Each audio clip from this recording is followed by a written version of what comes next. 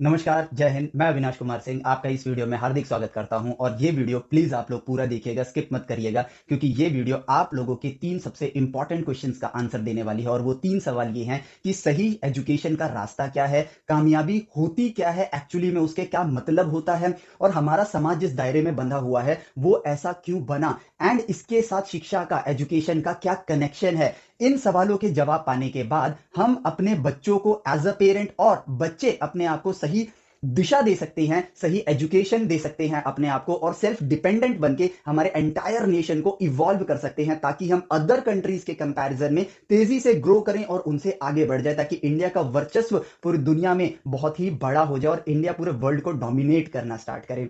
और इस चीज को समझाऊंगा मैं आप लोगों को बहुत ही आसान सी भाषा में, एंड मैं यूज करूंगा यहां पर विज्ञान की सबसे बड़ी और सबसे प्रख्यात थ्योरी, रैंडमनेस थ्योरी का इस्तेमाल करूंगा, जिसके जरिए हम इन चीजों को जानेंगे और आपको ये चीज बहुत ही आसान भाषा में समझ आएगी। और ये सिर्फ एक इंफॉर्मेशन नहीं है या फिर एक वीडियो नहीं है जो सिर्फ आपको देखनी है, ये एक शुरुआत है इस चीज को समझने की कि हम अपने नेशन के साथ कैसे कनेक्टेड हैं और हम इंडिविजुअल लेवल पर अगर राइट वे ऑफ एजुकेशन को समझ लेते हैं, अपने समाज को समझ लेते हैं, तो हम ह्यूमैनिटी को इवॉल्व कर सकते हैं। इसलिए आप लोगों को ये वीडियो को देखना है क्योंकि इंडिविजुअल लेवल पर you can contribute a lot, आप बहुत बड़ा योगदान दे सकते हो इंडिविजुअल लेवल पर।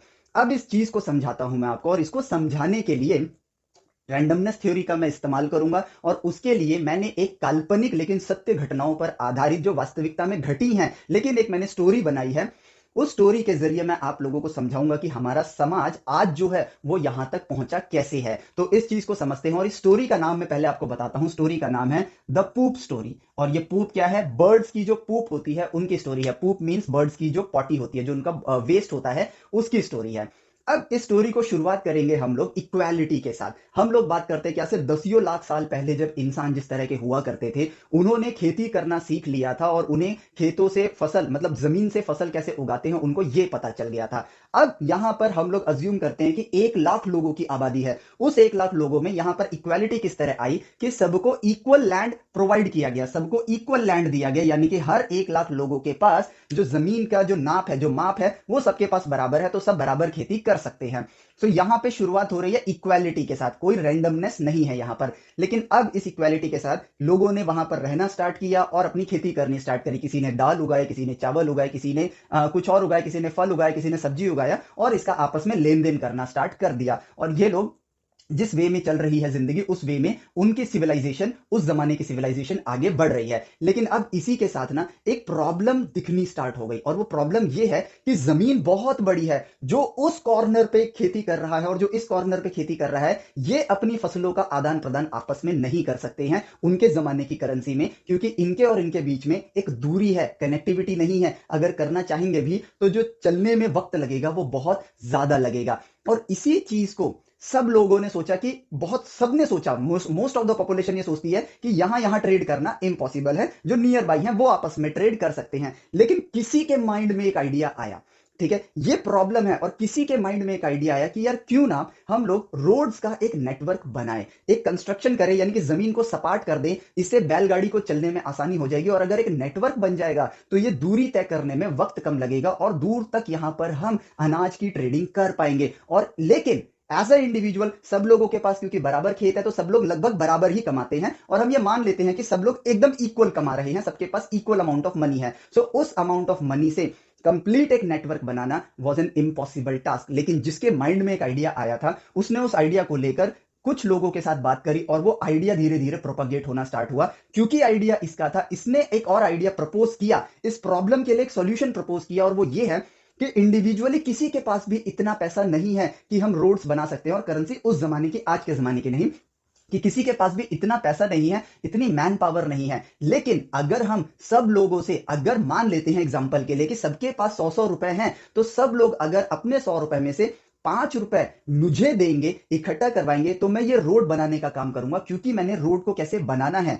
ठीक है, उस जमाने में जो रोड बनती है उसके प्रोसेस को सीख लिया है और अब मैं रोड बना सकता हूं। तो आप 5-5 रुपए का योगदान मुझे दीजिए और ये जब कलेक्टिव मनी आएगी, 1 लाख लोगों से अगर 5-5 रुपए आएंगे तो 5 लाख रुपए इकट्ठे हो जाएंगे। इंडिविजुअली सबके पास सिर्फ 100-100 रुपए हैं।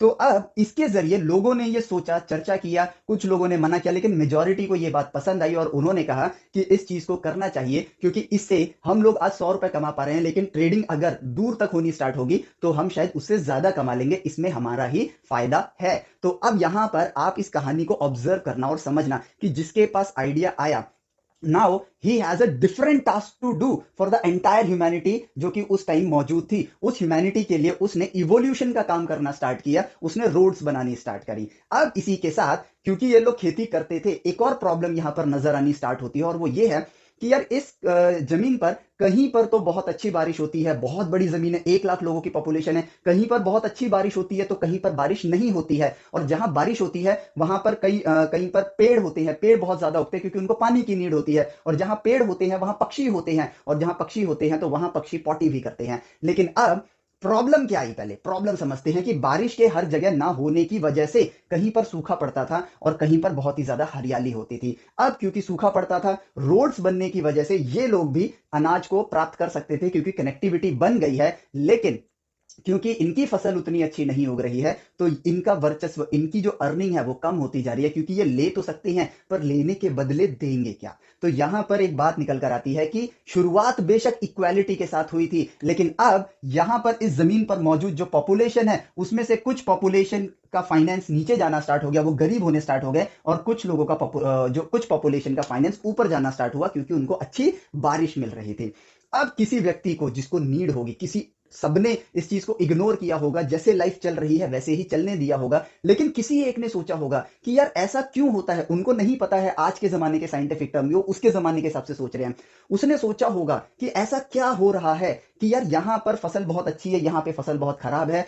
तो उसने ऑब्जर्व किया होगा कि यार यहां पर बारिश ज्यादा है, लेकिन बारिश के साथ साथ उसने फसल में 3 लेवल देखे होंगे, बिल्कुल खराब, थोड़ी बहुत अच्छी, बहुत अच्छी, या फिर ऐसे कह लो बिल्कुल खराब, अच्छी, बहुत अच्छी। तो उसने जब इस चीज को ऑब्जर्व करना स्टार्ट किया तो उसने ये पाया कि जहां पर बारिश के साथ साथ चिड़ियाओं की पॉपुलेशन बहुत ज्यादा है या बर्ड्स की पॉपुलेशन बहुत ज्यादा है, वहां पर खेती बहुत ज्यादा अच्छी हो रही है, और जहां पर सिर्फ बारिश है वहां पर खेती अच्छी हो रही है, और जहां बारिश नहीं है वहां पर खेती बिल्कुल भी अच्छी नहीं हो रही है। और इस आइडिया के साथ ही उसको समझ आया कि चिड़ियाओं के होने की वजह से खेती और ज्यादा अच्छी क्यों हो रही है। तो चिड़िया ऐसा कर क्या रही है, चिड़िया खेती में कोई कंट्रीब्यूशन दे रही है, खुद से आके क्या बीज लगा रही है, क्या उसे पानी दे रही है, नहीं दे रही है। तो चिड़ियाओं का वहां पर कंट्रीब्यूशन क्या है, उसने काफी समय लिया, ऑब्जर्व किया, क्योंकि खेती में वक्त लगता है। उसने ऑब्जर्व किया और उसको समझ आया कि यहां पर चिड़ियाएं आती हैं तो वो पॉटी भी करती हैं, और वो पॉटी शायद जमीन के अंदर कुछ मैजिकल चीज करती है कि यहां पर खेती और भी ज्यादा अच्छी होती है, और भी ज्यादा हरियाली आती है। और इस एक ऑब्जर्वेशन के साथ,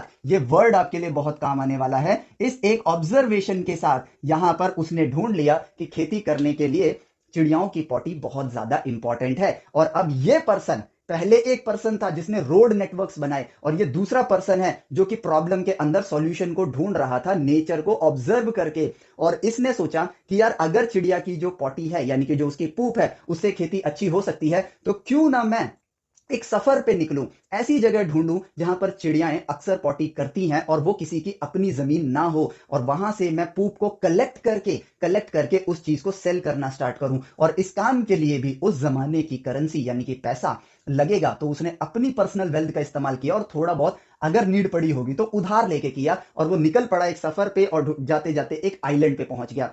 इस आइलैंड पर कोई और जानवर नहीं रहता है, इसलिए पक्षी यहां पर आते हैं और बैठते हैं, रिलैक्स करते हैं और पूप करते रहते हैं। और समय के साथ हजारों सालों के समय में इन जो चिड़ियाओं ने पॉटी करी है, यहाँ पे पूप करा है, उसकी वजह से यहाँ पर पूप का एक पहाड़ बन गया है, और ये बन गया इस इंसान के लिए खजाना। और उसने खजाना एक्चुअली में ढूंढ लिया, और अब उसके लिए टास्क ये है कि ये वापस जाता है और कुछ लोगों को बोलता है कि यार यहां पर अगर आप अपनी जमीन में चिड़ियाओं के पूप का इस्तेमाल करोगे तो फसल बहुत अच्छी होगी। और फिर उन लोगों को कहता है कि ये काम करने के लिए, पूप लाने के लिए मैं आप लोगों को पैसा दूंगा, आप मेरे साथ चलो, पूप लेकर आओ, और यहां पर हम उसको सेल करते हैं।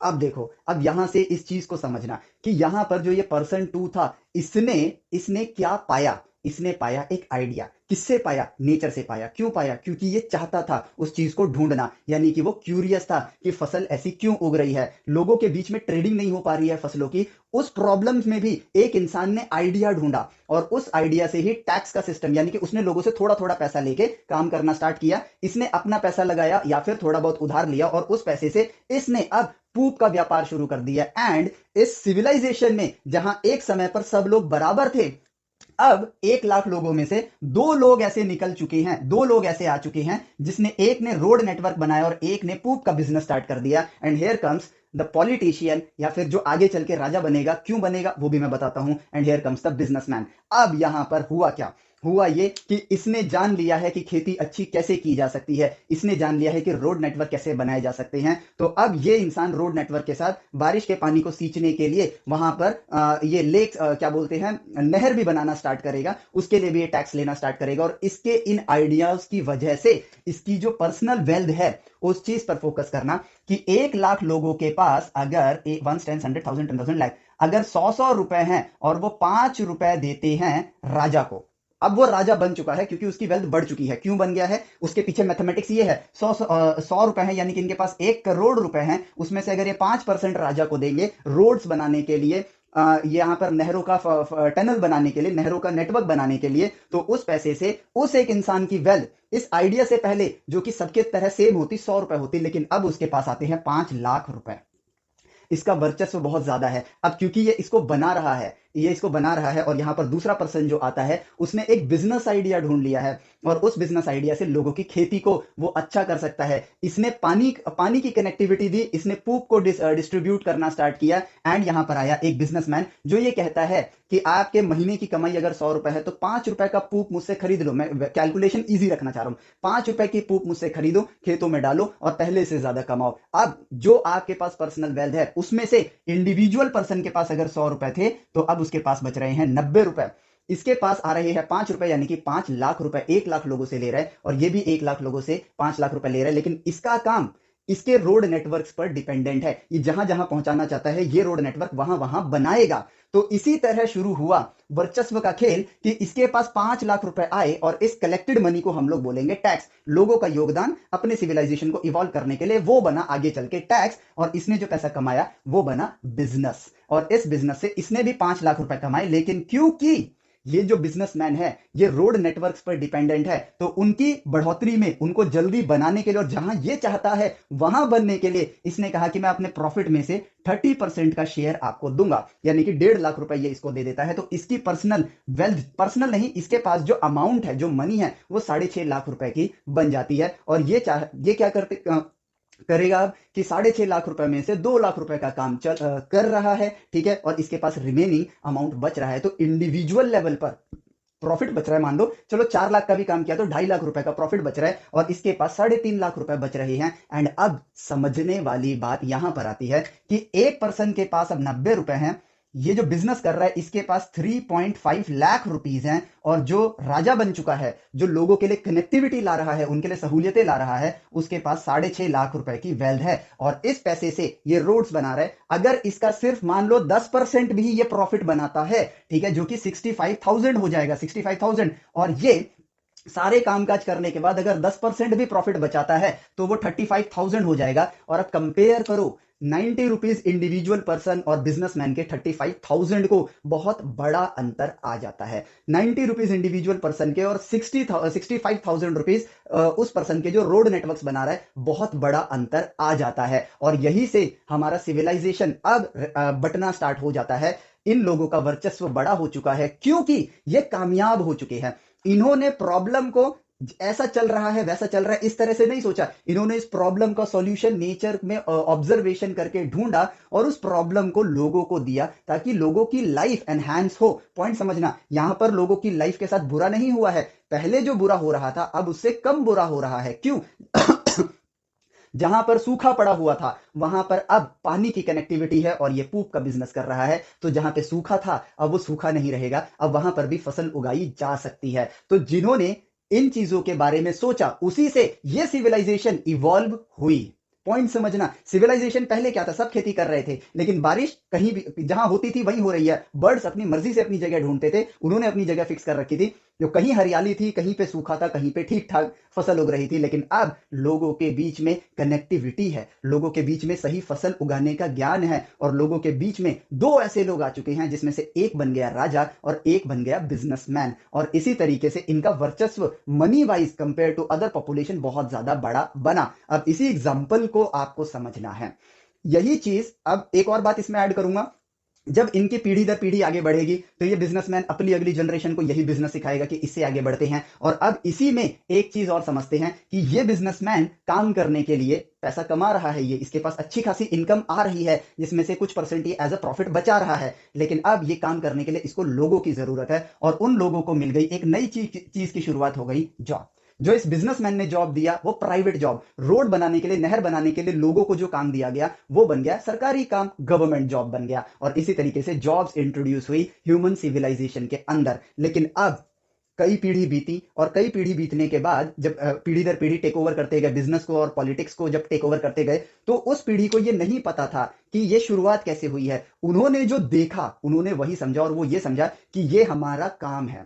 ठीक है, बिजनेसमैन के बच्चे को लगा कि हमें इसको बेचना ही हमारा काम है, हम इसी के लिए पैदा हुए हैं। राजाओं के बच्चों को ये लगा कि हम राजा बनने के लिए ही पैदा हुए हैं, और इनके लोगों को ये लगा कि हम जो काम कर रहे हैं वही हमारी अगली जनरेशन को करना है। और यहां से आता है सबसे बड़ा पॉइंट, और वो ये है कि जो लोग खेती कर रहे हैं उनको टनल्स की कनेक्टिविटी मिल रही है, उनको पूप का सर्विस मिल रहा है, वो लोग अपनी अगली जनरेशन को क्या सिखा रहे हैं ये समझना। वो लोग अपनी जनरेशन को ये सिखा रहे हैं कि आपको इस रिसोर्स का इस्तेमाल कैसे करना है, और आपको इस रिसोर्स की नीड है तभी अच्छी फसल उगेगी। लेकिन ये बिजनेसमैन अपनी अगली पीढ़ी को क्या सिखा रहा होगा कि इस पूप की डिमांड लोगों में बहुत ज्यादा है, और आपको ये पूप की सप्लाई उस आइलैंड से लोगों तक करने का काम सीखना है। पॉलिटिशियन जो राजा है वो अपने बच्चे को क्या सिखा रहा है कि ये रोड नेटवर्क बनाना ही हमारा काम है, और आपको ये काम करना है, लोगों से टैक्स कलेक्ट करना है, और इन चीजों में लोगों को व्यवस्था प्रोवाइड करनी है। यानी कि पॉलिटिशियन और businessman are solving the problems,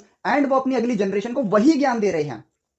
और जो सामान्य लोग रह गए हैं वो अपनी अगली जनरेशन को बस ये ज्ञान दे रहे हैं कि उन रिसोर्सेस का आपको इस्तेमाल कैसे करना है। आप रिसोर्स हंग्री हो, और यहां से बनता है, दो पार्ट में डिवाइड हो जाता है समाज, और वो ये है कि यहां पर वो बिजनेसमैन और पॉलिटिशियन एक्चुअली में रिसोर्सेस को कंट्रोल कर रहे हैं, और जो लोग यहां पर मेजॉरिटी ऑफ द पॉपुलेशन है वो रिसोर्सेस की नीडी है, वो रिसोर्स हंग्री है, और वही रिसोर्स वो उनको प्रोवाइड करके उनकी लाइफ को इवॉल्व कर रहे हैं। यानी कि they are governing the resources and they are governing the people's life through their intelligence. यहां पर मैं ये नहीं बोल रहा हूं कि ये कोई गलत सी बात है, भाई इन्होंने हासिल किया है वो रुतबा, इसलिए ये डिजर्व करते हैं। अब अगर ये लोग ना करते तो ये सिविलाइजेशन ऐसी नहीं होती, इवॉल्व नहीं करती। इनके पास है रिसोर्स का कंट्रोल, और ये लोग हैं रिसोर्स हंग्री। तो इट मींस इसी चीज से आज जो इवोल्यूशन आते आते हमारा समाज कुछ इस भागों में बढ़ चुका है। अननोन पावर पॉलिटिशियंस, या फिर किंग कह लो, billionaire, millionaire, middle class, poor class. पूरे वर्ल्ड की पॉपुलेशन अगर हम देखें तो मेजॉरिटी पॉपुलेशन यहां आएगी, जो कि लाजमी सी बात है। ठीक है, और यहां पर आते हैं माइनॉरिटी, यहां पर आते हैं माइनॉरिटी पॉपुलेशन आती है, बहुत कम लोगों की पॉपुलेशन यहां पर होती है। And what is the difference between them and them? इन दोनों के बीच में क्या डिफरेंस है? वो डिफरेंस ये है कि ये लोग रिसोर्स को कंट्रोल कर सकते हैं, और ये लोग रिसोर्स हंग्री हैं। ये लोग रिसोर्स हंग्री हैं, और इनको रिसोर्स चाहिए जीने के लिए।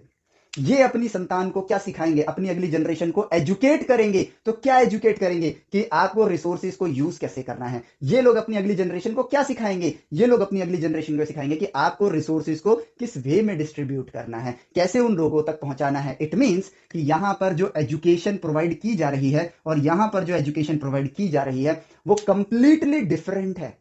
यही पॉइंट आप लोगों को समझना है। और अब इस स्टोरी के अंदर कामयाबी के रास्ता को देखते हैं, कामयाबी के रास्ते को देखते हैं, और वो क्या है? ये जो राजा बना ना और जो बिजनेसमैन बना, ये भी उसी सिविलाइजेशन के अंदर इक्वल लेवल पर इंसान था, लेकिन इन्होंने नेचर को ऑब्जर्व किया, इन्होंने नई चीज को सीखा। और यहां पर सीखते कैसे हैं? अगर हम यही चीज समझ जाएं कि नेचर से सीखने का तरीका क्या है, तो उसके लिए वर्ड आता है सिर्फ और सिर्फ एक ऑब्जर्वेशन। ऑब्जर्व करो नेचर को, नेचर आपको जवाब खुद ब खुद देगा। जिसने किया वो कामयाब हो गया।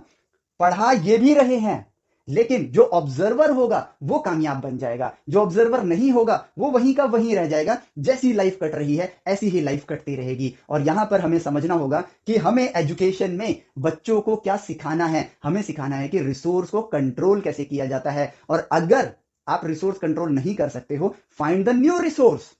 उस एक नए रिसोर्स की मदद से आप उस रिसोर्स को कंट्रोल कर पाओगे जिसकी नीड सभी लोगों को होगी, क्योंकि वो एक रिसोर्स है। ये जो पूप था, पहले ये सिर्फ और सिर्फ एक पॉटी थी, एक पूप था, एक वेस्ट था, लेकिन कैसे ये रिसोर्स बन गया? उस इंसान के ऑब्जर्वेशन की वजह से, उसने जो खोजा उस खोज की वजह से वो पूप पूप न रहकर एक रिसोर्स में तब्दील हो गया। और क्योंकि ये पहले इसके पास रिसोर्स नहीं था, इसने ढूंढ लिया, अब वो इस रिसोर्स को कंट्रोल करके एक बिजनेसमैन बन गया है। आज के समय में हम इनको बिलियनियर कह सकते हैं या बिजनेसमैन कह सकते हैं। सो ही बिकेम्स अ बिलियनियर। उस जमाने में, उस जमाने के हिसाब से वो बिलियनियर बन चुका था। So it means they teach to control resources and they teach to use resources. And यही डिफरेंस है जो हमें एजुकेशन सिस्टम को समझाना होगा कि हमें यहां पर साइंस, मैथमेटिक्स, कॉमर्स, आर्ट्स, जो कुछ भी आप पढ़ रहे हो, मैं खैर साइंस पढ़ाता हूं इसलिए मैं साइंस का एग्जांपल लूंगा, कि साइंस और मैथमेटिक्स हमको एक मशीन ऑपरेट करने के लिए नहीं सीखनी है, हमको नई इनोवेशन करने के लिए सीखनी है। उसको कैसे यूज किया जा सकता है, उससे हम नए रिसोर्सेज कैसे क्रिएट कर सकते हैं, उसके लिए हमें सीखनी है। साइंस हमको देता है वो सुप्रीम पावर जिसकी वजह से हम ऐसी चीजें ढूंढ सकते हैं जो इस दुनिया में अभी तक किसी को पता नहीं है। साइंस का मतलब ही क्या है? साइंस का मतलब है टू डिस्कवर, डिस्कवर करना कि ये नेचर काम कैसे करता है। जब आप एक ऐसी चीज को डिस्कवर करते हो, कामयाब इंसान को उठा के देख लो, उन लोगों ने क्या किया है? क्या उन लोगों ने सिलेबस पूरा किया है? नहीं, उन्होंने सीखा है कि नेचर से कैसे सीखते हैं, और उसके बाद उन्होंने नेचर से बात करके, जो कि मैथमेटिक्स है, मैथमेटिकली उससे बात करके उन्होंने वो डिस्कवर किया जो आज तक डिस्कवर नहीं हुआ है, और वही चीज बन गई आगे चल के एक रिसोर्स, और उसी रिसोर्स को फिर वो कंट्रोल करते थे और वो बन जाते थे कामयाब इंसान।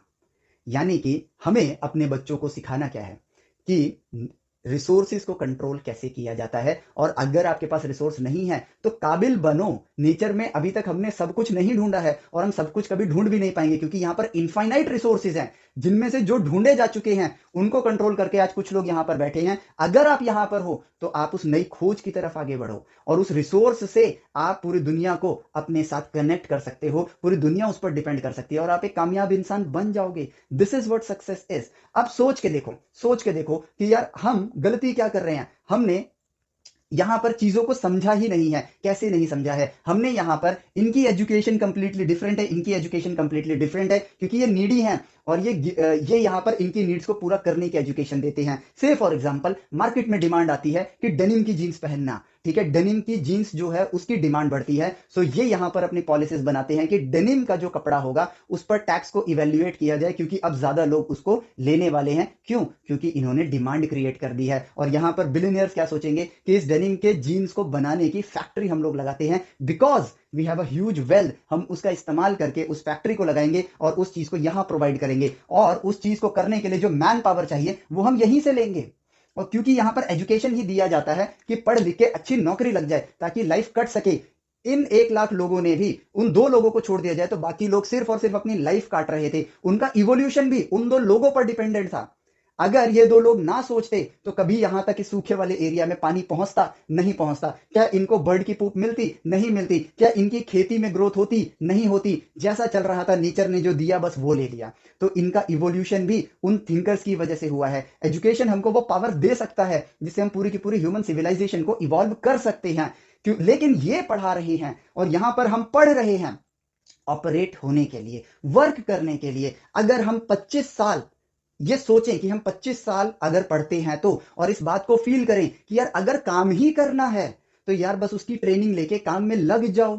हम 25 साल पढ़ते हैं कामयाब इंसान बनने के लिए, बाद में सिर्फ और सिर्फ एक ट्रेनिंग लेके लाइफ टाइम हम काम करते रहते हैं। और ये बात अगर हमें, ये हम करते क्यों है? क्योंकि ये बात हमें पता ही नहीं है कि हमारी सिविलाइजेशन ऐसी जो है वो क्यों बनी है, इसके पीछे क्या रीजंस हैं, और कामयाबी होती क्या है। कामयाबी होती है कि आप सोचना सीख जाओ, और नेचर से बात करना सीख जाओ। नेचर से बात करने की भाषा मैथमेटिक्स है। मैथमेटिक्स एक सब्जेक्ट नहीं है। जिसने ये बात समझ ली वो नेचर से ऐसी चीजें ढूंढ के निकाल लेगा जो आज तक नहीं ढूंढी गई है। सर आइजक न्यूटन ने ढूंढा है, एल्बर्ट आइंस्टाइन ने ढूंढा है, वो भी एक कॉमन पीपल ही है। थॉमस अल्वा एडिसन ने ढूंढा है, रामानुजन ने ढूंढा है, आर्यभट्टा ने ढूंढा है, और ऐसे कई अनगिनत लोगों ने, अनगिनत तो नहीं, गिनती में जाने वाले लोगों ने ढूंढा है। और उन्हीं की वजह से सिविलाइजेशन इवॉल्व हुई है। भेड़ चाल के चलने से सिविलाइजेशन इवॉल्व नहीं हुई है। आपके ऊपर डिपेंड करता है कि आपको अपने आप को एजुकेट कैसे करना है। अगर हम एक स्टेटिस्टिक्स उठा के देखें तो हर कामयाब इंसान जो इस भीड़ में से निकला है, इस भीड़ में से निकला है, वो सेल्फ लर्नर रहा है। इट मींस हमारे इस प्रॉपर पूरे सिस्टम की कोई नीड ही नहीं है एक्चुअली में, क्योंकि ये सिस्टम कामयाब इंसान प्रोड्यूस नहीं कर सकता है। क्यों नहीं कर सकता है? क्योंकि ये रिसोर्स हंग्री है। यहाँ पे जो पढ़ाएगा वो भी रिसोर्स हंग्री है, जो सीख रहा है वो भी रिसोर्स हंग्री है, और उसके बाद जो आउटपुट निकलेगा वो भी रिसोर्स हंग्री होगा। यहाँ पर जो पढ़ा रहा है वो रिसोर्स कंट्रोल करता है, जो पढ़ रहा है वो आगे चल के रिसोर्स कंट्रोल करेगा, और ये इसीलिए यहाँ पर अपने पद को बरकरार रखते हैं और ये यहीं रह जाते हैं। लेकिन इस लूप में से, इस एजुकेशन सिस्टम से हट के कोई इंसान सेल्फ थिंकर बन जाता है। जैसे इन 1 लाख लोगों की भीड़ में से वो बिजनेसमैन खुद के दम पर आगे बढ़ा था, क्योंकि वो थिंकर था। वो पॉलिटिशियन जो आगे चल के, या राजा जो बना आगे चल के, वो भी एक थिंकर था, क्योंकि उसने प्रॉब्लम का सॉल्यूशन खुद ढूंढा था। तो आपको एक प्रॉब्लम सॉल्वर बनना है, आपको एक थिंकर बनना है। पढ़ाई कितनी ही मुश्किल है, पढ़ाई 2+2=4 जितनी मुश्किल है, लेकिन क्योंकि ये रिसोर्स हंग्री हैं, इनको यहां पर रिसोर्स को अपने पास, उस रिसोर्सेज में से सिर्फ और सिर्फ ये रेस चल रही है कि रिसोर्स ये लोग यहां तक पहुंचाएंगे, लेकिन उन रिसोर्सेज में से ज्यादा रिसोर्स कौन रखेगा, उसी के लिए यहां पर एक रेस चलती रहती है। ये भीड़ है, इस भीड़ में बस लोग आगे या पीछे जाते हैं, लेकिन इस भीड़ से बाहर निकल के कामयाब इंसान नहीं बन पाते हैं। और वो क्यों नहीं बन पाते हैं? क्योंकि इनकी हंगर रिसोर्सेज के लिए है। वी डोंट स्टडी, हम पढ़ते नहीं है साइंस को एंजॉय करने के लिए, हम पढ़ रहे हैं एडमिशंस के लिए। पॉइंट को समझना, साइंस के लिए पढ़ोगे तो एडमिशन तो हो ही जाएगा ना भाई। साइकिल चलानी सीख लोगे तो साइकिल तो कहीं भी चला ही लोगे ना। आप पढ़ रहे हो एडमिशंस के लिए, बिकॉज यू आर प्रोग्राम्ड। क्यों प्रोग्राम्ड हो वो भी बताता हूं। इनके हर काम के लिए चाहिए वर्क फोर्स, और वो वर्क फोर्स कहां से आएगी? वो वर्क फोर्स यहां से आएगी। इन्हीं वर्कफोर्स में से कुछ लोगों को मिलियनेयर बना दिया जाता है। बना क्या दिया जाता है? वो खुद ही बन जाते हैं। सॉरी, इस लाइन को मैं गलत कहना चाहूंगा। यहां से कुछ लोग मिलियनेयर तक पहुंचते हैं, कुछ लोग बिलियनेयर तक भी पहुंचते हैं, ऐसी बात नहीं है, लेकिन बिलियनेयर तक पहुंचने वाले सारे लोग सेल्फ लर्नर होते हैं। और इस यहां पर जो इकोसिस्टम बनाया गया है उनमें से कुछ लोगों को मिलियनेयर तक पहुंचाया जाता है, कुछ लोगों को, और उन्हीं को दिखा दिखा के इन लोगों को हमेशा एक ट्रैप में, एक मैट्रिक्स में फंसा के रखा जाता है, क्योंकि इनको वर्कफोर्स चाहिए और वर्कफोर्स यहां से मिलेगी। क्योंकि जीना सभी को है, जीने के लिए काम करना पड़ेगा, और काम करना पड़ेगा तो कहां करेंगे? They have the work for you. अगर यहाँ के लोग अपनी लाइफ के पर्पस नहीं ढूंढेंगे तो ये लोग आपको पर्पस देंगे अपने पर्पसेस को पूरा करने के लिए। As simple as that. इस बात को हमें समझना है। हमें पढ़ना क्यों है? कामयाब होने के लिए। सिंपल सा फंडा है और इस बात से कोई डिनाई नहीं करेगा। लेकिन अगर हम अपने एजुकेशन सिस्टम को समझेंगे ही नहीं कि वो हमें पढ़ा क्या रहा है, तो हम कभी उससे बाहर निकलेंगे नहीं निकलेंगे। आज के टाइम पे जब मैं देखता हूं कि अगर हमें पढ़ाया जा रहा है कि 0 की पावर 0 अगर 1 है तो ये 0 नहीं है, 0 के करीब का 0 है। तो क्यों है ऐसा? क्योंकि जो पढ़ा रहा है ना उसने भी यही सुना है, और यहां पर इवोल्यूशन के लिए हम लोग सोचते नहीं हैं। और यही से सबसे बड़े सवाल का सबसे आसान सा जवाब निकल कर आता है, कामयाब इंसान कौन है? जो सोचना सीख जाए।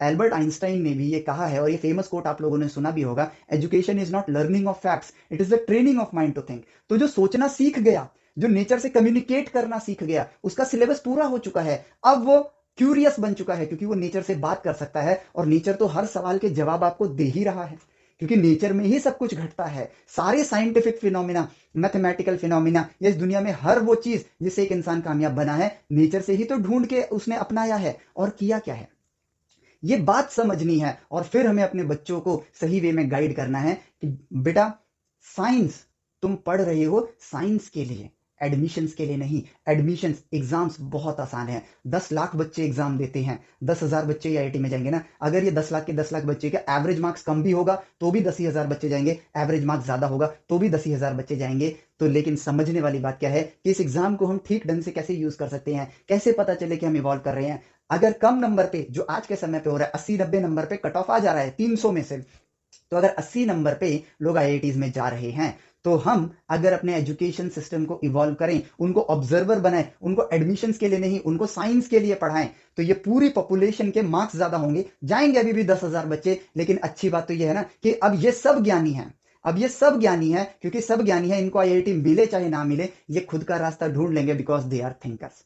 और इसका इम्पैक्ट नेशन पे कैसे पड़ेगा वो मैं अब आप लोगों को बताना चाहूंगा, और वो इंपॉर्टेंट है, वो बहुत ज्यादा इंपॉर्टेंट है। और वो ये है कि मैंने आपको एक ट्राइंगल दिखाया, यहां पर unknown power, politicians, businessman, billionaires, millionaires, middle class, lower class, इस तरह से समझ लो, ठीक है। ये छोटा सा हो गया ट्राइंगल, इस तरह से ये ट्राइंगल बन गया है। ये वाला पोर्शन रिसोर्स हंग्री है, और ये वाला पोर्शन रिसोर्सेज को कंट्रोल करता है। ये लोग रिसोर्सेज को कंट्रोल करते हैं। अगर हम सही एजुकेशन सिस्टम को इंप्लीमेंट करें, जो कि साइंस में साइंस पढ़ाए, कॉमर्स में कॉमर्स पढ़ाए, आर्ट्स में आर्ट्स को ही पढ़ाए, एडमिशंस के लिए ना पढ़ाए, क्योंकि एडमिशंस टिप्स एंड ट्रिक्स दे रही है। और मैं ये दावे के साथ कह सकता हूं, अगर आपको साइंस आती है, क्योंकि ये डर, और सबसे बड़ी बात, हाँ डर, ये लोग तो भाई फोमो में जीते हैं, because they have programmed you to live in FOMO. क्योंकि अगर इस जगह की आबादी कम हो जाएगी तो इनके लिए वर्कफोर्स कम हो जाएगा, ये भी एक परम सत्य है, क्योंकि सबको अपना वर्चस्व बचाए रखना है। अगर अगर इनका वर्चस्व कम हो जाएगा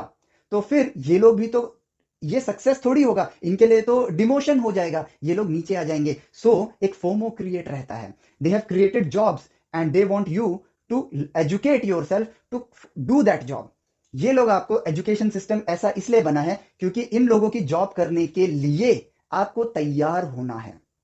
दिस इज द रियलिटी। ये एक कड़वा सत्य है, लेकिन सत्य है, और हम खुद भी यही कर रहे हैं। पढ़ लो बेटा, तभी आगे चल के अच्छी नौकरी लगेगी। एक मैट्रिक्स बना हुआ है, अच्छी नौकरी लगेगी तो शादी हो जाएगी, शादी हो जाएगी तो बच्चे पाल लोगे। तो एक रिपीट टेलीकास्ट नहीं चल रहा है, बच्चे पाल लोगे। बच्चों को क्या सिखाओगे कि बेटा तुम भी पढ़ लो, अच्छी नौकरी लग जाएगी।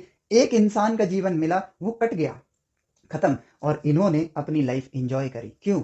अगर आज के टाइम पे मैं अपनी ही बात करूं, मैं प्लेन बना सकता हूं, मैंने प्लेन बनाया भी है, लेकिन अगर मुझे एक्चुअल एक बोइंग 747 बनाना है, मैं नहीं बना सकता हूं, लेकिन मुझे उसका पूरा ज्ञान होगा।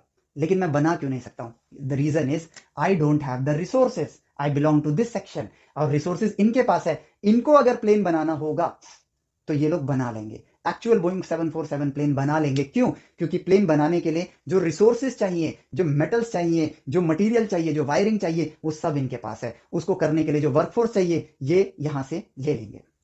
अब इसका नेशनल इंपैक्ट मैं आप लोगों को बताना चाहूंगा, जो कि हम सबको समझना होगा, और इसकी जिम्मेदारी इसी सेक्शन को लेनी होगी। और वो ये है कि अब यहां पर टाइम आ गया है कि हमारी पूरी कंट्री को इस बात को समझना होगा कि ये ट्राइंगल हमारे देश का है। यहां पर वही बंटवारा हो रखा है जो हर देश में हो रहा है, और ये ट्राइंगल एक अदर कंट्री का है। ये ट्राइंगल एक अदर कंट्री का है। अगर हम एजुकेशन सिस्टम को इस तरह से ढालें कि वो सोचना सिखाए, वो साइंस का असली मतलब सिखाए, वो मैथमेटिक्स के सही मायने सिखाए, और हमारी मेजॉरिटी पॉपुलेशन एक्चुअल साइंस को सीखे, एक टिप्स एंड ट्रिक्स की रेस में ना दौड़े, 10 इयर्स के क्वेश्चन उठा के आईआईटी निकालने के सपने ना देखना स्टार्ट कर दे। आईआईटी उसका सपना ना हो, साइंस उसका सपना हो। और उसको ये समझ आना चाहिए कि सक्सेस का मतलब क्या है, एक ऐसी चीज को खोजना जो ह्यूमंस की प्रॉब्लम को सॉल्व कर दे। आप हो गए कामयाब, आपको नौकरी करके कामयाब नहीं हो सकते हो, ये एक सत्य है। तो आप अगर एक प्रॉब्लम सॉल्वर हो तो आप अपने रिसोर्सेज जनरेट कर लोगे, आपको फ्री में रिसोर्सेज नहीं मिलने वाले हैं। तो अगर हम अपने एजुकेशन सिस्टम को सही करते हैं तो हम रिसोर्स जनरेटर बनेंगे। यहां पर नए नए रिसोर्सेज को ढूंढा जाएगा, उनको इनोवेट किया जाएगा, और उन नए रिसोर्सेज की जरूरत पूरे एंटायर वर्ल्ड की पॉपुलेशन को होगी। और वो नया रिसोर्स उनके लिए जब प्रोडक्ट के फॉर्म में जाएगा तो आपकी वेल्थ ऑटोमेटिकली बढ़ेगी, एंड आप यहां से निकल के यहां इस भीड़ में शामिल हो जाओगे, और अब आप एक नए रिसोर्स को कंट्रोल कर रहे हो। एंड यही है कामयाबी, यही है सक्सेस जो आप चाहते थे अपनी लाइफ में। क्योंकि जब उस नए रिसोर्स की वजह से आपने इस भीड़ में आए तो आपकी क्या बढ़ी? आपकी वेल्थ बढ़ी। और जब आपकी वेल्थ बढ़ी तो आपके बचपन के सारे सपने यकीनन कामयाब हो गए। आपने रिसोर्स ढूंढा साइंस की फील्ड में, लेकिन आप कुछ और भी सपना देखते थे, अब आप वो सपना भी पूरा कर सकते हो, बिकॉज उस वेल्थ के जरिए, उस रिसोर्स के जरिए जो मनी का सर्कुलेशन आपके पास से हो रहा है, आप उसके जरिए अपने दूसरे सपने भी पूरे कर सकते हो, because now you are not resource hungry, you can control a resource. यही है कामयाबी जो हमें अपने एजुकेशन सिस्टम में डालनी है, अपने बच्चों को समझाना है, ताकि वो मेजॉरिटी पॉपुलेशन यहां से निकलकर यहां जाए।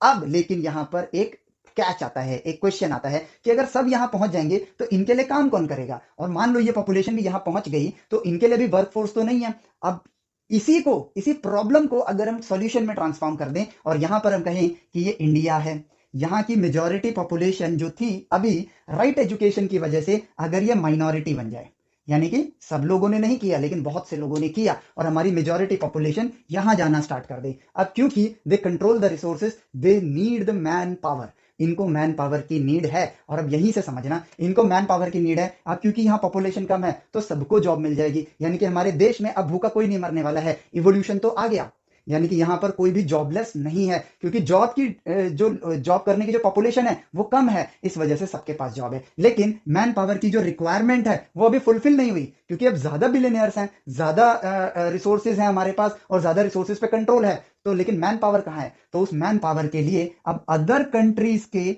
जो सेक्शन है वो हम पर डिपेंड करेंगे। पॉइंट को समझो, अदर कंट्री की मैन पावर इस गैप को फिल करेगी और अदर कंट्री जो है वो इंडिया पर डिपेंडेंट होगी, और इंडिया पर अगर वो डिपेंडेंट होगी तो हमारी करेंसी ऑटोमेटिकली मजबूत होना स्टार्ट हो जाएगी और हमारा वर्ल्ड पे डोमिनेंस बढ़ना स्टार्ट हो जाएगा। और अब इनके पास जो मनी जा रही है वो मनी ये लोग इनको दे रहे हैं क्योंकि ये रिसोर्सेज को कंट्रोल करते हैं, ये मनी इनके पास गया और यहां से इनके देश में गया, लेकिन जिन रिसोर्सेज पर इनका कंट्रोल है वो रिसोर्सेज की नीड इनको है, so they will give it back to us. तो अब मनी का सर्कुलेशन जो है, मनी इकट्ठा नहीं होता है, कोई भी अमीर गरीब इसलिए नहीं होता कि उसके पास पैसा ज्यादा है, वो इसलिए होता है कि मनी का सर्कुलेशन तुमसे होके जा रहा है या किसी और से होके जा रहा है, जिससे होकर जाएगा वो रिच है। बैंक्स का एग्जांपल ले लो, सबके पास थोड़ा थोड़ा पैसा है लेकिन सब अपने पैसे को बैंक में डालते हैं, so bank becomes rich, bank become more powerful, individually किसी के पास उतना पैसा नहीं है। और अब इन्होंने दिया सर्विस करने के लिए इनको पैसा, ये पैसा इनके देश में काम अपने देश में लेके गए और यहां से क्योंकि वो इसी रिसोर्स का इस्तेमाल करना चाहते हैं तो ये पैसा वापस से हमारे नेशन में आया, यानी कि पूरे वर्ल्ड की जो मनी है वो हमारे देश से गुजर रही है और हमारी इकोनॉमी बन गई मजबूत। और अब इस चीज को, क्या ये रियलिटी है? यस, हम इंडियंस वर्कफोर्स बना रहे हैं अपने एजुकेशन सिस्टम से। और अब अगर आप ध्यान से देखो, यहां पर सिर्फ और सिर्फ कहानियां चलती हैं, एक मैट्रिक्स चलता है, अरे ये तो विदेश में नौकरी कर रहे हैं। अब अपने देश को, जो ये इंडिया है, जो ये कहानी है, इसके अंदर अदर कंट्री को डाल के देखो, उन लोगों के पास वर्कफोर्स की कमी है, so they are taking workforce from other countries because they are developed. उनकी मेजॉरिटी पॉपुलेशन ज्यादा अर्निंग करती है, उनकी मेजॉरिटी पॉपुलेशन एंटरप्रेन्योरशिप की तरफ है, उनकी मेजॉरिटी पॉपुलेशन बिजनेसेस की तरफ है, और बिजनेसेस से भी बड़ी चीज क्या हो सकती है, बिजनेसेस करके आप मिलियनियर बन सकते हो, ठीक है, लेकिन बिलियनियर बनने के लिए आपको इनोवेशन का सहारा लेना होगा। इनोवेशन का, जो लोगों की, इनोवेशन का मतलब ये नहीं होता है कि दो बिजली के तार जोड़े कुछ स्पार्क हुआ तभी इनोवेशन हो रहा है। इनोवेशन का मतलब होता है नेचर को ऑब्जर्व करना। एग्जांपल भी देता हूं, मार्क जकरबर्ग ने ऑब्जर्व किया कि लोगों को एक दूसरे के बारे में बात करना पसंद है, so he observe, he created Facebook, as simple as that.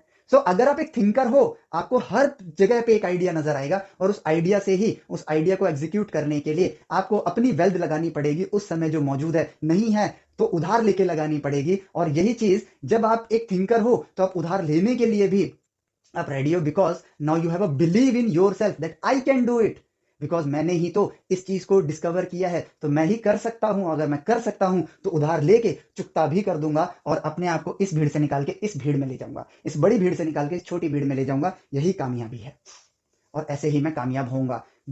आप एग्जाम्पल्स देखो ना, पूरी दुनिया जैसे चल रही है, क्या किसी का भला हो रहा है? लाइफ कट रही है, इंजॉय नहीं हो रही है। हम इंजॉयमेंट भी फेक कर रहे हैं आज के टाइम पर, और वो इंजॉयमेंट ही लोगों ने, इन्होंने जो ऊपर की पार्ट है, इन्होंने देखा कि लोगों को लग्जरी चाहिए, they made luxury a product and now we are just, हम उसके गुलाम बन गए हैं एक तरीके से। हम उस लग्जरी को बस भोगना चाहते हैं, हम कामयाबी की लग्जरी को हासिल नहीं करना चाहते हैं। यहीं पर एजुकेशन, जो हमारे समाज की सोच है और जो एजुकेशन सिस्टम है, इन चीजों को बस सही करना है। और ये जब सही हो गए तो अब हमारे देश में मेजॉरिटी यहां पर है, मेजॉरिटी रिसोर्सेज को कंट्रोल कर रही है, अदर कंट्रीज हम पे डिपेंड हो रहे हैं और यहां पर कोई जॉबलेस नहीं है, हमारा नेशन इवॉल्व हो गया। And that is the real thing, जो एज अ नेशन हमारे देश में ऊपर बैठे लोगों को भी सोचना होगा और नीचे बैठे लोगों को भी सोचना होगा और इंडिविजुअली भी सोचना होगा, और ये मान के चलना होगा कि वो मेरे बारे में ऐसा सोचे, इससे बेटर है कि मैं अपने बारे में ऐसा सोचूं। हमें यह समझना होगा कि जहां जिस लूप में हम लोग चल रहे हैं, यहां पर बस एक ही चीज चल रही है कि बस लाइफ काटनी है। इंजॉय नहीं करना है। एक सपने के बारे में बताता हूं। अगर आप बड़े हो, अपने बचपन में जाओ। शायद समय के साथ आप वो भूल गए होगे, लेकिन थोड़ा याद करने की कोशिश करो। जब आप छोटे थे ना, आपके सपने बड़े थे। अब आप बड़े हो ना, आपके सपने छोटे हो गए हैं, बिकॉज आप रिसोर्स हंग्री हो। आपने रिसोर्सेज को कंट्रोल करने के लिए वो ज्ञान लिया ही नहीं, और वो ज्ञान दिया भी नहीं गया। इन दोनों में प्रॉब्लम है। दिया इसलिए नहीं गया क्योंकि जो दे रहा है उसको भी तो नहीं मिला है। जो ढूंढना स्टार्ट कर देता है वो ज्ञान किससे लेता है? वो ज्ञान नेचर से लेता है। साइंस बिल्कुल भी मुश्किल नहीं है। सारी खोजें जो आज तक हुई है, सोच के देखो, जो चीज आज तक खोजी ही नहीं गई है, वो चीज तो किताबों में मिल ही नहीं सकती ना। तो जिस इंसान ने उसको खोजा, कहां से ही खोजा होगा? नेचर से खोजा होगा। इट मींस नेचर हमको हर प्रॉब्लम का सॉल्यूशन दे रहा है। यहां तक कि कामयाबी क्या है उसका जवाब ये मैंने नहीं दिया है, ये तो नेचर से बस मैंने ढूंढा है। दिया किसने? नेचर ने दिया है। नेचर के पास हर सवाल का जवाब है, लेकिन हम अपने सवालों के जवाब ना गूगल पे ढूंढ रहे हैं। हम डिपेंडेंट बन चुके हैं, हम रिसोर्स हंग्री हैं। गूगल वाला इंसान जिसने गूगल बनाई, क्या उसने गूगल को बनाने के लिए गूगल का इस्तेमाल किया होगा जो आप एक इंजीनियर बनने के लिए गूगल का इस्तेमाल कर रहे हो? सोच के देखो, ये गहरी बात है और एक इंपॉर्टेंट बात है। हमें अपने नेशन को अगर इवॉल्व करना है तो हमें सबको ये सोचना पड़ेगा। सब कैसे सोचेंगे? सिर्फ इंडिविजुअली सोचना स्टार्ट कर दो कि अब मुझे पता चल गया ना कि सही कामयाबी का रास्ता क्या है, असली कामयाबी क्या है, अपने जर्नी को एंजॉय कैसे करना है, और कामयाब बनने के लिए मुझे क्या करना है। मुझे सिर्फ और सिर्फ ये 50 किताबें पढ़ के कोई इंसान कामयाब नहीं होता है। किताबों से नॉलेज मिलती है, लेकिन उससे पहले आपको ये पता होना चाहिए कि पढ़ना कैसे है और पढ़ते कैसे हैं। ऑब्जर्व करके अपने सराउंडिंग को ऑब्जर्व करो, नेचर आपको जवाब देगा। नेचर से बात करो। अगर आपको वो भाषा नहीं आती है, मान लो मुझे हिंदी इंग्लिश आती है लेकिन मुझे जर्मन नहीं आती है, तो मैं एक जर्मन इंसान से बिल्कुल बात नहीं कर पाऊंगा, इंफॉर्मेशन नहीं ले पाऊंगा। सेम उसी तरीके से नेचर को बोलना नहीं आता है, लेकिन नेचर को अगर अंकों के साथ जोड़ दिया जाए तो उसके फ्लो को, यानी कि मैथमेटिक्स के साथ अगर जोड़ दिया जाए, नंबर्स के साथ अगर जोड़ दिया जाए, तो उनके फ्लो को देख के नेचर में जो फिनोमिना हो रहा है आप उस चीज को समझ पाओगे, और उसी चीज से नई डिस्कवरी आएगी। हमको सिर्फ और सिर्फ साइंस और मैथमेटिक्स को, कॉमर्स को एंड आर्ट्स को भी इंजॉयबल बनाना है। हमको पढ़ाई का ऐसा एनवायरमेंट बनाना है जहां हम चीजें ऑब्जर्वेशन से सीखें, ना कि इस एग्जाम के लिए ये टॉपिक बहुत इंपॉर्टेंट है। आपने ज्ञान लिया ही नहीं है। 25 साल मेहनत कर रहे हो कामयाब इंसान बनने के लिए, लेकिन बनोगे क्या? सिर्फ और सिर्फ एक लाइफ काटने वाला इंसान। इस सत्य को एज अ पेरेंट हमें भी समझना होगा। क्या हमारा अगली जनरेशन कामयाब इंसान नहीं बन सकती है? क्या हम वो नहीं चाहते हैं? क्या हमारा ये सपना नहीं है? लेकिन हमारे सपने छोटे हो जाते हैं। बच्चा जब बहुत छोटा होता है ना, बहुत बड़ा इंसान बनाऊंगा, लेकिन बाद में उसकी स्ट्रगल को देखते देखते यार सस्टेन करने के लिए 1 लाख का ही पैकेज लग जाए मंथली वाला, सही है, लाइफ कट जाएगी। तो आपने नोटिस किया, बचपन में बड़ा कामयाब इंसान बन रहा था वो, आपके ड्रीम्स में बड़ा होके सेटल्ड जॉब लग जाए एटलीस्ट। एक बच्चा बचपन में स्पेसशिप बनाने के सपने देख रहा है, बड़ा होके उसको पता ही नहीं है, उसको बस ये है कि मंथली ईएमआई काटने के लिए मुझे एक जॉब हाइक चाहिए, एक सैलरी हाइक चाहिए। So we are just being used as a workforce, और कुछ नहीं। क्योंकि हम बनना भी वर्कफोर्स ही चाह रहे हैं। अगर इस सिस्टम से वर्कफोर्स ही निकल रहा है तो इस सिस्टम को बनाने का फायदा ही क्या है? इससे अच्छा तो भाई खुद की सेल्फ ट्रेनिंग करो, काम सीखो, आगे बढ़ो। लेकिन अगर ये सिस्टम बन जाए लोगों को सही राह दिखाने के लिए, सही एजुकेशन देने के लिए, जो कि ऑब्जर्वेशन है, मैथमेटिकल कम्युनिकेशन है और नेचर से सही सवाल पूछना है, बस इन 3 चीजों पर अगर वो काम करना स्टार्ट कर दे, नेचर इनको ज्ञान देना प्रोवाइड कर देगा और बच्चा सेल्फ लर्नर बनेगा, सेल्फ डिपेंडेंट बनेगा। हमारी पूरी पढ़ाई डिपेंडेंट वे में हो रही है। जेई निकालना है तो हमारे बिना नहीं हो पाएगा, जॉब चाहिए तो हमारे बिना नहीं हो पाएगा। जेई के लिए एग्जाम देना है, जॉब के लिए एग्जाम देना है, प्रमोशन के लिए एग्जाम देना है, फिर अपने बच्चों को पूरी जिंदगी एग्जाम के लिए प्रिपेयर करना है। ये एग्जाम ना हो गया है, जिंदगी की एक रेलगाड़ी बन गई है जो एक ही ट्रैक पर गोल गोल घूमे जा रही है। लेकिन हमें तो एक हवाई जहाज बनना है ना भाई, कि शुरुआत में रनवे पर दौड़ना है, उसके बाद मस्त आसमान में उड़ते रहना है, क्योंकि आजादी यही है। सक्सेस होगी तो सारे सपने पूरे हैं, सक्सेस नहीं मिली तो कोई सपना पूरा नहीं है। ये बात समझेंगे तभी सही दिशा देंगे अपने बच्चों को, और अगर ये बात हमें पता ही नहीं होगी तो सही दिशा कैसे दोगे? भेड़ चाल फॉलो होती रहेगी, एज सिंपल एज दैट। सो उम्मीद करता हूं आपको ये बात समझ आई होगी कि कामयाबी क्या है, हमारा समाज जिस मैट्रिक्स में फंसा हुआ है ऐसा क्यों फंसा हुआ है, और हमें कामयाब होने के लिए बच्चों को क्या सिखाना है। और खुद भी अगर इंप्लीमेंट करेंगे, जरूरी थोड़ी है कि जब हम बच्चे हों तभी सीख सकते हैं। जो भी हमारी उम्र है हम सीखना स्टार्ट कर सकते हैं। यही है, और इसी चीज को, इसी रिसर्च के बाद मैं यहाँ पर अब आप लोगों को अपनी एक पर्सनल बात बताना चाहूंगा, और वो ये है कि मैंने, जब मुझे ये आइडिया आ चुका था, तो मैंने, it's been 4 years, I am trying to reach this spot यानी कि पॉलिटिशियंस वाली जगह पर मैंने जाने की पूरी कोशिश करी और मुझे इनकी मदद नहीं चाहिए, because I know what to do. मुझे ये चाहिए एज अ कैटलिस्ट कि ये काम मैं जल्दी कर सकूं। मैं इसलिए इनके पास गया, बट 4 साल हो चुके हैं, नो रिस्पॉन्स। सो अब मैं चाहता हूं कि आप लोग वो कैटलिस्ट बनो, because you are my last catalyst, last hope of catalyst, कि आप लोग अब स्टेम वेदास के साथ जुड़ो। स्टेम वेदास क्या है? साइंस, टेक्नोलॉजी, इंजीनियरिंग, मैथमेटिक्स, आज के जमाने के 4 मॉडर्न वेदास। ये नाम ऐसे ही नहीं रखा है। नेचर में करो आप डिस्कवरी, नेचर में होने वाली डिस्कवरी को हम साइंस कहते हैं। नेचर में डिस्कवरी करने के लिए जिस भाषा का प्रयोग करेंगे वो मैथमेटिक्स होगा। इन डिस्कवरी और इस भाषा की मदद से हम ऐसी चीज बनाएंगे जो आज तक एग्जिस्ट नहीं करती है, उसी को हम इंजीनियरिंग कहते हैं। लेकिन आज इंजीनियरिंग का मतलब क्या है? इंजीनियरिंग करके मशीन चलाना सीखो और जिंदगी भर वो चलाते रहो। That is called diploma. एक डिप्लोमा ही है, जो बोलता है वही कर रहा है, लेकिन इंजीनियरिंग करके भी हम डिप्लोमा ही कर रहे हैं। इंजीनियरिंग का मतलब है जो लॉ आपने खोजा, जो गणित आपने सीखी, उसके जरिए ऐसी चीज बनाना जो आज तक एग्जिस्ट नहीं करती है। हमने देखा कि लकड़ी, अगर किसी की जो डेंसिटी है वो पानी से कम होगी तो वो तैरेगा, तो हमने लोहे के शेप को ऐसा बनाया कि उसकी जो वॉल्यूमेट्रिक डेंसिटी है, नाम पे मत जाओ, भावनाओं को समझो, जो उसकी डेंसिटी है वो पानी से कम कर दी, वो तैरना स्टार्ट हो गया। खोज, जिसकी डेंसिटी कम वो तैरेगा। मैथमेटिक्स का इस्तेमाल करके हमने उसको ऐसा बनाया, इंजीनियरिंग, क्योंकि वो एग्जिस्ट करता ही नहीं था, लोहे की नाव एग्जिस्ट करती ही नहीं थी, और टाइटेनिक जैसा नाव बन गया, और उसको जब सारी दुनिया यूज करने लगी वो बनी टेक्नोलॉजी। खोज, भाषा, ऐसी चीज जो आज तक नहीं बनी है, और उसको जब सारी दुनिया, सारा सिविलाइजेशन यूज करना स्टार्ट कर देता है, वो बन जाती है टेक्नोलॉजी। और इसी टेक्नोलॉजी से मिलता है आपको बिजनेसेस, आपको सक्सेस का रास्ता, और आप इस भीड़ से निकलकर इस भीड़ में आ जाते हो।